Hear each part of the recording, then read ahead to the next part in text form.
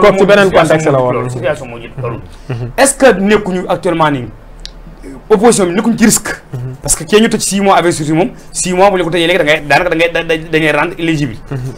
est-ce que du risque ci opposition bi actuellement nii ci manifestation yu bari yi sëñ Mbacké boo bëggee dégg dëgg réew mi képp ku fi yeewoo yaa ngi ci risque yow mi toog ci télé bi di wax sax yaa ngi ci risque waaw ndax on est plus dans un état démocratique te li koy firndeel maanaam tey xam nga maanaam nit ki sax boo koy jàpp nga jàpp ko ci loo xamante ne si yoon la ndax képp ku deful ñaawteef moom sañ nañ laa jàpp ndax ku tooñ penc mi dañ laa war a jàpp loolu mooy yoon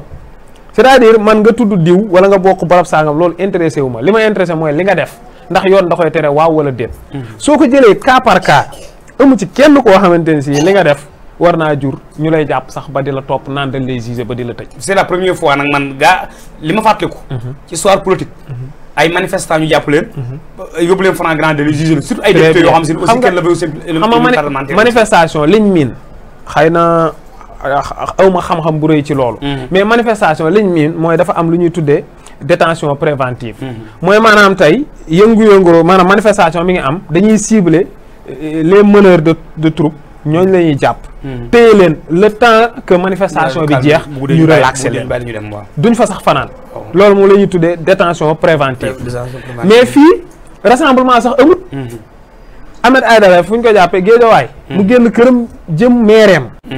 ñu ne ko kaay da ngay manifester alors que aussi maa ngi fàttali téléspectateurs yi que Ahmed Aïdara c'est un maire c'est le premier magistrat de la ville il assure la police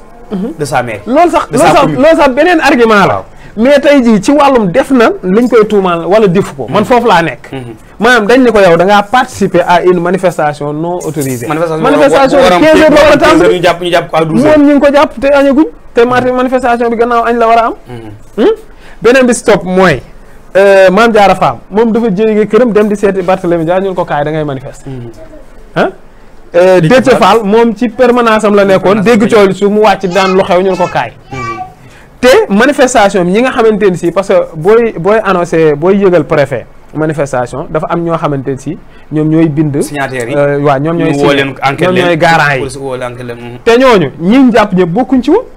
kay bu ñuy jàpp kay kon ñi nga xam ne ñoo woo nit ñi ci manifester xanaa ñooñu la waroon a jàpp comme ku mel ne Sonko mais Sonko moom daa mel ne moom gars yi sawruñ ci jàpp ah Sonko mooy daa war a ndax doxantu na ñaari yoon ci kanamu takk der yi non waaye gisuma loxo bu ko laal wuy ma Sonko moom li gars yi wax rek danaan gars yi dem leen gars yi dem mu waaf wul de waaw non xëy na waa Pastef ñu ngi lay dégg ñoom mën nañoo tontu seen bopp waaye daa man j'ai l'impression que Sonko moom c'est devenu intouchable mais procureur génn bëgg démb ci affaire boobu nee na y a pas d'intouchable kooku moom c'est un grand comédien Amadou Diouf la xaw ma c'est un grand comédien waaw loolu moom li ñu ci wax mooy